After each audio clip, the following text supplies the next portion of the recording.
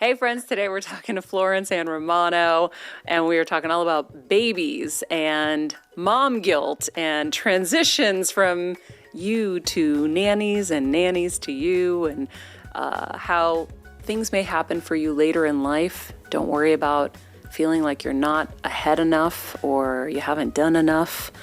What else, Florence? We covered everything. Talked about building your community.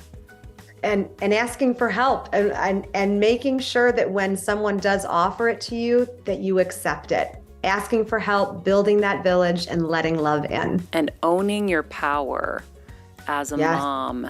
And yeah. And sometimes, what did you say? Sometimes you have to clean up the community or burn down the village. Sometimes the village is lost. Sometimes the village burns down. Sometimes you burn it down yourself, and that's okay too. But it's knowing that you are in control of this. In life, so much is out of our control, but find the place you can control. And this is a place you can do that. Oh, take control of your village. And this is my longest promo ever, and I love taking what your parents did great and keeping it, and taking what you didn't love and losing it. I'm making that list for my baby. It's not going to be long because my parents did a really great job, I think. But you're going to love this conversation. Don't forget to hit subscribe.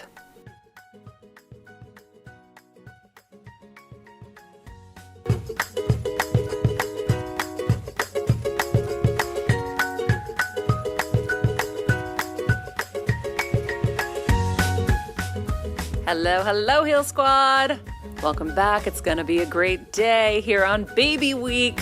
We have another fun interview, which is funny because it's not so baby-centric that if you're listening to this, you're actually going to get some great parenting advice, whether you are a parent currently or potentially going to be one, and some life advice too. So stay tuned for this great conversation. We'll start with our quote of the day. It comes from our guest.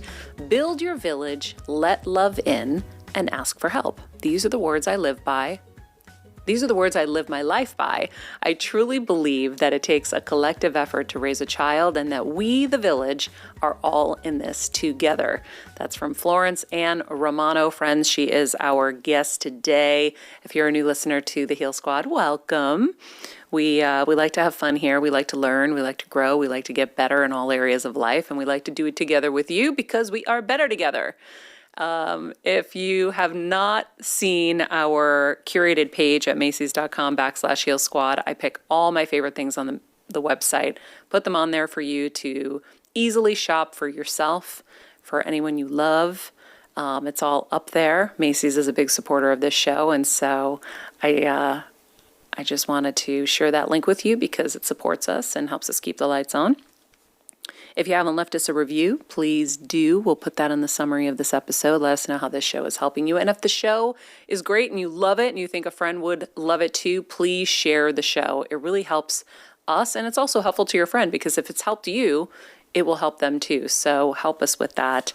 In the meantime, Florence, after spending more than 15 years as a childcare provider, during which she was known as the Windy City Nanny, Florence Ann Romano is an authority on childcare and family support. She's a proud member of the board of directors at the Children's Research Fund and a founding member of Sesame Street's Leadership Council. She wants to show people that not only is the saying "it takes a village" true, but also how important the need for community is when raising a child. So without further ado, let's jump into this conversation with Florence Ann. Florence, I'm so excited to have you here on Baby Week. I need all the help I can get, and I know that it's not just me out there, but it is different having kids later in life. So what's your experience been for women like myself who at 44, turning 45, are just finally getting to this? It's so funny. You are in sync with one of a gal that I grew up with who also went through everything with IVF, tried everything. I saw you do an interview once where you're like, I stood on my head, I did everything I could. And then you ended up with surrogacy, and so did she. And she just had her baby a few weeks ago, a little girl. And she had the same question. She was talking to me about that too, saying, am I going to have as much energy as I maybe would have had when I was younger? Have I waited to the last minute of my life to do all of this? And is that going to put me at a disadvantage? And the truth is, I think, and even having gotten older myself and still haven't had kids and froze my eggs and did all of that, trying to kind of prepare for my life, I kind of like having the older, more wisdom, more life experience mindset. And I also was a nanny for 15 years. So I had experienced a different world, I would say, to Maria, when I was, younger, and experiencing families, the dynamics of raising children. And I felt like I was getting this like kind of case study time done in my life, where I was surrounded by a lot of different people who are making a lot of different life choices. And it inspired me because no one was really necessarily doing it the traditional way or following rules. And that was liberating. And I feel like that's what maybe you're starting to lean into right now, is this liberation that, you can't control so much in life and so much what happens, and you controlled what you could. And now you're leaning into this new chapter of your life. And I would hate anyone to think that you're behind the mark. And I have done that to myself so many times, where I'm like, I'm so far behind compared to everybody else. And that does me no good. And No. right? It just makes you crazy. It keeps you up at night, and it brings about this shame. And when you swim in that, and you're kind of feeling like you're swimming against that current of shame or comparison, then it changes your energy. It changes the rhythm of your life in that way. And I actually think that's what inhibits you then from leaning in or making changes or being intentional. Well, It was a long-winded way of saying I it. don't feel badly about doing it later. I just know it's going to be different. But Mhm. I think it's going to be different in so many good ways because I have so much more patience, so much more life experience. I'm calmer, and my priorities are so focused on the right things. So I think this is the best time, but it's definitely going to be different. And Yeah. and I laugh because I look around at my contemporaries. I'm like, oh my God, their kids are in college, and I'm just starting. This is so crazy. But funny enough, going back to your point about feeling behind, I know a lot of people can get caught up in that feeling of behind in their careers. Right. And I always just start to focus on the people who had success later, the Seinfelds, who wrote Seinfeld, and now he's a gajillionaire. But I mean, we all see him on Curb Your Enthusiasm now too. But Right. Right. we see that people can have success later. So many people are coming into their own later. I'm giving one example, but there's a zillion. I mean, wasn't it Michael Jordan was cut from his high school basketball team? Like everybody has a different path, different Right. woes, and different Right. times to peak. Right. And I feel like there's times of like rebuilding, there's times of healing. So you do have to have empathy and kindness towards yourself because you will sink yourself before you even make it anywhere by thinking you're just behind.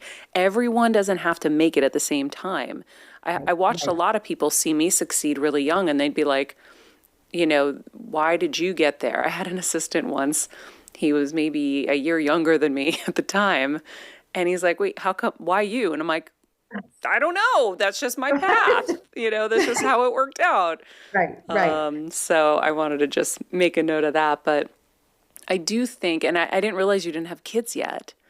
No, I don't have kids yet. And You've I had believe plenty of them, but I not, feel like, right, there's that idea that, I am not a mother yet myself, but I feel like I have done the action of mothering. I've done mothering as a verb, which I feel you probably too in your life have felt that way, that maybe oh, you've my mothered. parents, thousands of hosts and people around me were, Kevin and I are like mama bear and papa bear to everybody.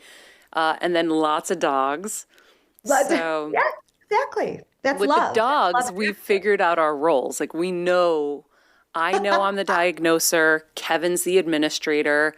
We know what we do and what we do well and what the other one doesn't. And Right. so I feel Right. like we've established our roles through that. Obviously, things will be a lot different with a child Right. because it's a life. You can't just put them on their dog bed or the couch and say, peace, we're out. But I want to talk a little bit about kind of the transitions. I know you're really good on transitioning from like the early days when you're really hands-on and then you have to kind of Yes. go back to work and Yes. life and the guilt that comes with that. I want to get into that Yes. because I did bring in a baby nurse.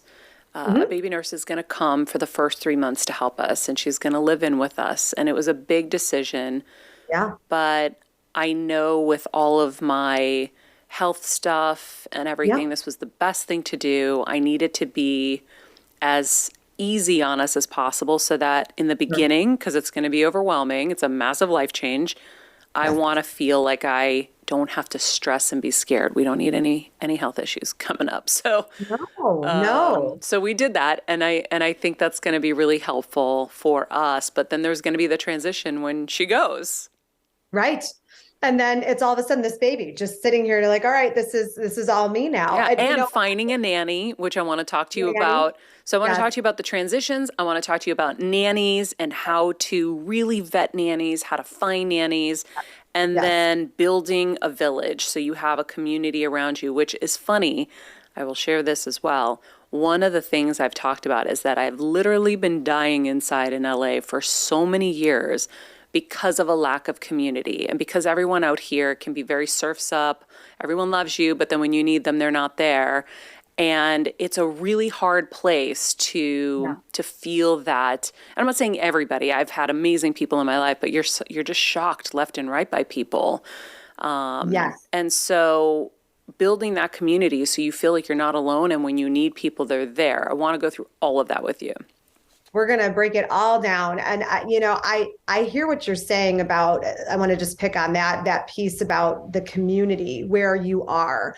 And LA can be a hard place to do that. I lived in LA for a bit after college too. And here I am. I'm Italian and Greek. So I have, Midwest, old school roots. I mean, my grandparents lived with me growing up in my parents' home, multi-generational. So when I went out there, all of a sudden it was like, I am really alone and I have to really build all this myself.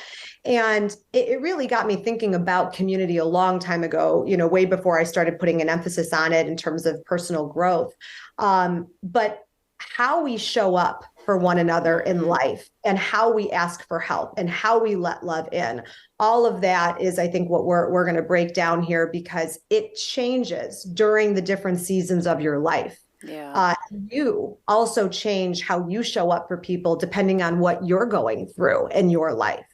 And so, starting with what you were talking about, Maria, with the baby, coming home and you have that baby nurse, and I'm thrilled you're doing it. Can I tell you that with my cousins or my friends, I am the baby nurse. I will go to their house and be like, have you slept in a few days? I'll be like, no. I'll be like, well, I'm coming tonight and I'm staying. Aww. So, again, you can do it in that professional way, of course, but then hopefully you have friends and family maybe that will step in. And here's the piece of advice I'll give you with that. When someone offers help, whether it's dropping off food, sending food, coming there to help Yes. you, Yes. you Yes. say yes. Yes. Maria, don't you dare say no. You say yes when anyone asks that you do it. You just say yes to it all. And the transition part of it, especially when they're so young and when you're a new parent, that's the piece, that helping piece. You're not supposed to know all the answers. And you could read all these books and everything like that, and then anyone will tell you just throw that book right out the window because it's kind of baptism by fire. Yeah, that's the hard part is I feel like, oh my Right. God, I need to know everything and I know No. nothing and I'm reading these books and there's so many opinions and every expert has a No. different way and I'm like, what am I going to do? No, that's exactly, it's too overwhelming. I mean, it's like when you read those, self-help books and it's like, okay, here, this is what's going to help you, change your life. And then you read it and you're like, I'm not going to do any of this. This is way too hard and I cannot wrap my head or, run my fingers through this. No. So that's the worst thing that can happen is you start to feel overwhelmed by it. I think we're all in the same boat. It doesn't matter whether or not I was a nanny for 15 years. When it's your baby and it totally changes the game. And I think that's part of the grace you have to give yourself too, is knowing that you are going to learn as you go. And there is no right way or wrong way to do it. And I can't tell you the number of times when I worked with a family where the mom would say to me, this is my first time changing a diaper. So I am not totally sure. And is there a different way you do it with a boy than a girl? And I don't know. And so, you kind of learn these things together as you go, and you ask for that help from people that you trust. You go to your family members, you go to your friends, and you say, what worked for you? And that's where online communities help people a lot too, where they can kind of shoot that out there and say, hey, can you give me some tips? And you find the most amazing tips from people who are in the trenches. But this idea that you have to know what you're doing as soon as that baby comes home, there's no way. Not even the person who wrote that book that told you what to do knew what they were doing, probably. That's what I'll say about that. Yeah, that's really helpful because it is overwhelming. And then Kevin will always say, Maria, millions and millions and millions of people have done this. And there have been so many people who are going to be so much worse than us. And I was like, okay. People in the bush, right? Like the people in the bush that lived in the bush, they were raising kids, what were they doing? But doing a show like this where we cover traumas and like childhood, things, and you're like, oh my God, I have to do everything right so this baby doesn't have traumas later, which obviously is insane to think that you're going to be able to do everything perfect. Right. But they are the formative years, and you are right. like really wanting to do all the right things. Even this morning I was thinking about it, I'm like, oh gosh, well, I don't want her to have those kinds of traumas and that. And I'm like, wait a second. Even if I raised her the way I was raised, I came out fine.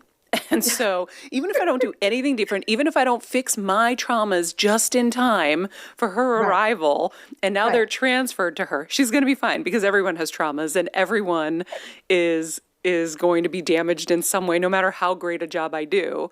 So I have to tell myself all these things. But and you do. And I think in order for us, I think even just as adults, in order to navigate, we have to talk ourselves into, rationalize things. I mean, the same thing for me, growing up, you look at your life and you're like, okay, this didn't feel great. I'm going to change that.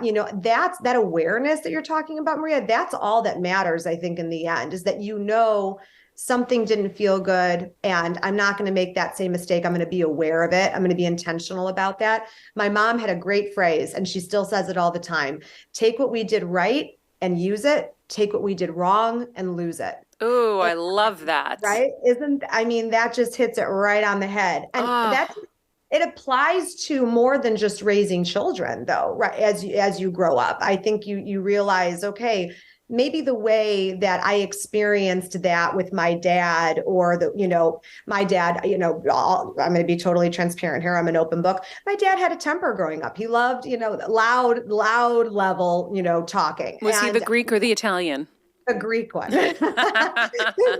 Which, Maria, can I tell you? So my Greek side of the family, we are Spartan Greek. So my dad would always say this, like, you're from like the meanest of You're the fighters, yeah. Right? Exactly. So in our family, when someone's like really popping off, we'll look at each other and go, you're acting really Greek right now, okay? And so, that's funny. The way I had a great aunt, Maria, that just passed away a few months ago at 99 years old. Her name was Aphrodite. Aww. And this woman, talk about stories. We can have another conversation about that. But the things you learned from my aunt, oh my gosh.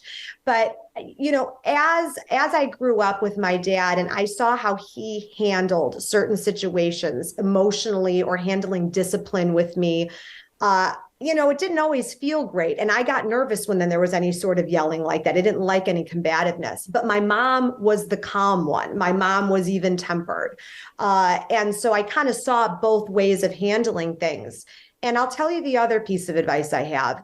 As your daughter gets older and older, and you start forming a relationship with her where hopefully it's transparent and you are vulnerable and you show the nooks and crannies of yourself, it's a place she can go with you and your husband where it's safe and she doesn't feel shame and she's not worried about revealing something to you.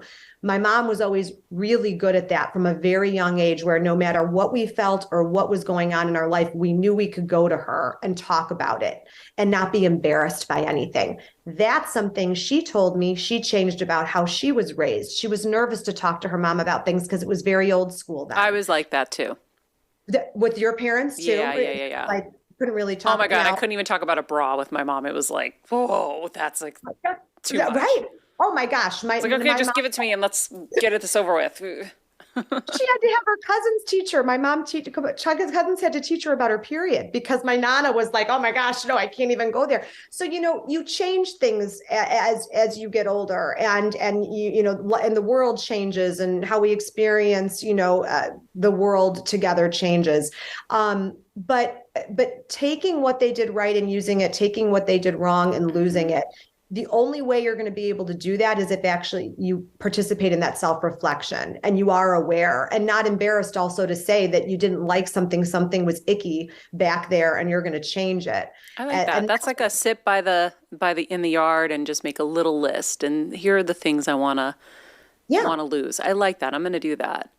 And that's a moment also too for gratitude, as you have that gratitude practice in your life. I know it may seem strange to be grateful for things that feel icky, but the only way you're going to grow from that and change it going forward for the next generation is if you acknowledge that you survived that, or you got through that, or you learned something from it and you're going to change it. So I think there's beauty in the breakdown. There's gratitude sometimes in the messiness. I want to go to the girls in the booth. Did you girls feel comfortable going to your mom with everything and anything? Natasha, Kelsey? Yes. I feel like I knew the answer with you, Kels. You knew the answer with me. I'm laughing. Yeah, I'm laughing because I tell my mom's like, please stop. And I'm like, so, okay, in college, I hooked up with this and she's like, stop. No, sir. No, sir. Oh, yeah. But the thing is, I wouldn't tell her just to like chat with her. I would tell her because I wanted her like help and opinion. So I feel like when I was younger, I would just spew like that. Now I'm more intentional about what I tell her. But yeah, no, we talk about everything. My sister, on the other hand, is like hell though. But yeah, everything. Natasha? I was in a different situation. My mom got dementia when I was 10, so I didn't really gosh.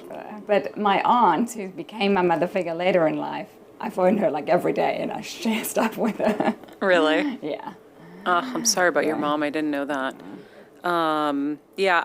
We were like really strict Greek family, and like they were very old school. And even though my mom wasn't like that, it just was, I don't know, my parents were in such survival mode trying to put food on the table, and it was not easy. And my dad was a severe type 1 diabetic, almost dying on the regular. So there was just no time for that. Like there was no time to build that kind of connection where you could feel safe talking about it because we were just surviving. So, so I do want to foster that with my daughter, where she knows she can come to me for anything and that I'll be there to help her and guide her and, that. So, but I like making this list. I think, what do I want to keep and what do I want to lose? I think that's a really great way to do it. And not being afraid also to show the imperfections. I think that as a parent, a lot of parents feel, and even as a nanny, I felt, because here you are, you've got these little kids, they're looking up to you. You feel like you have to be a role model. There's a lot of responsibility. Think you feel like you have to be perfect. It has to be perfect or else you're going to fail them. Like you're talking about, the traumas or things you're healing inside too. And one of the things I think about vulnerability and that honesty coming from a parent is very moving and very profound, is it allows and gives permission to your child to make mistakes. And if you never show the vulnerability in yourself, then they're going to learn at other places. But wouldn't you rather them see that from you, that it's the permission, and that frees them then, because I think growing up, I could pinpoint moments where I felt like I was so imperfect and I was disappointing my parents or everyone around me. And when I started having more and more conversations, not just with my mom, but my village or the other people in my life that loved me and were there for me, it started to give me that permission. It was a lesson I wish I had learned earlier. That's where Kevin is so afraid. He used to say, I'm so scared if you ever have a daughter, because I was so terrified of my parents that I pitched a pretty perfect game. I mean, I didn't kiss my first boy till 18. I didn't have sex till I was in college. I didn't do anything until college. And so you're a good girl. Yeah, you're a very good girl. This is going to be tough, guys. She's going to be like, oh God, I'm screwed. No, again, like what Kelsey, you're saying that you told, everything. Like there were some things I would tell my mom too. And she's like, I don't think I needed to necessarily know that. She wouldn't say that out loud to me, but there's something you're like, I don't think I needed to know all that information. But I think also what you bring to the table too with that, Maria, is since you maybe did some of those things later in life, or you grew up in such a strict family, that you can also look at that from a different perspective with her then and think, well, was there anything that I wished that maybe I could have changed about how I experienced something? Would that have changed my life in some way? Would that change the trajectory? Would it have made me handle certain things in my life differently? And then apply that to, how you're going to parent. I think that, again, it's that reflection of course, your parents did the very best they could. And I think you probably felt unconditionally loved by them. Mm-hmm. So those pillars of your life were there. But you can go back and also look and think, okay, well, we can't do anything about the past. We can't change our experience. But what is it that we learned from it? And if I could give advice then to my daughter, this is maybe what I would have done differently. Let them hear you say those words. I would have done this differently. There should be no shame in that. Yeah, I think...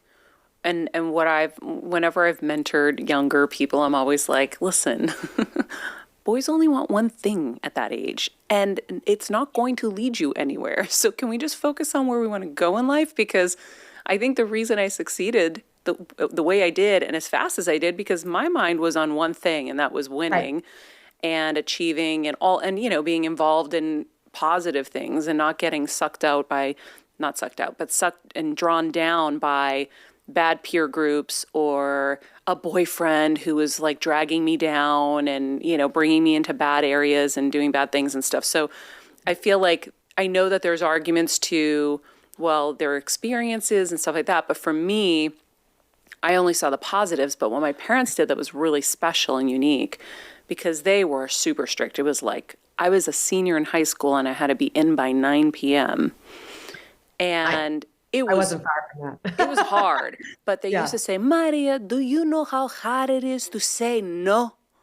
It's harder to say no than to say yes. We say this because we love you. And I was like, oh, and I got it. It made sense to me. It didn't make it easier with my friends when I'm like, I can't go, I can't go, I can't go, I can't do this, I can't do that, I can't cross the street.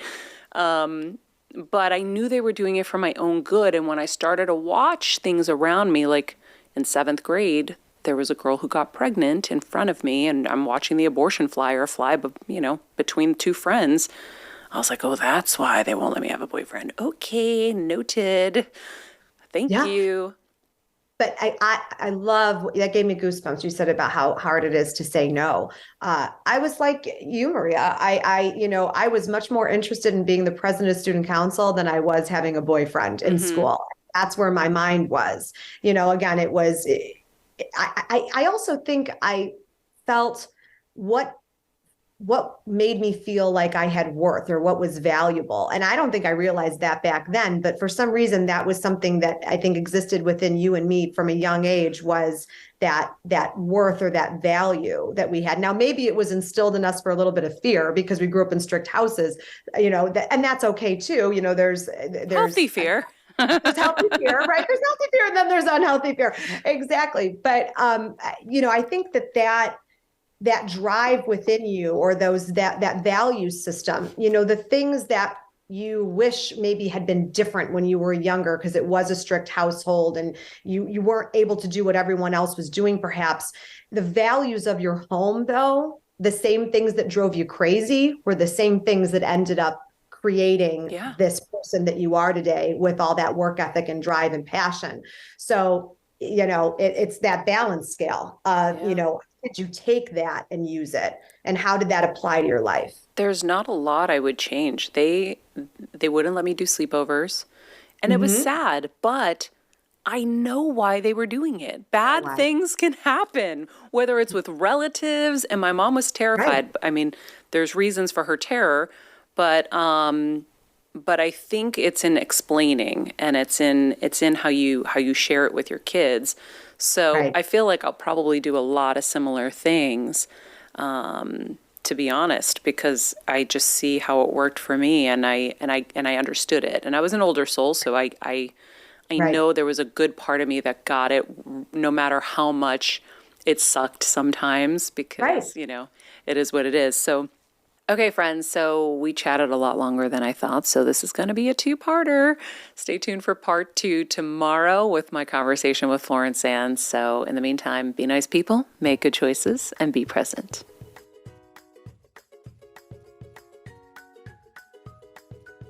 This podcast and all related content published or distributed by or on behalf of Maria Menounos or mariamenounos.com is for informational purposes only and may include information that is general in nature and that is not specific to you.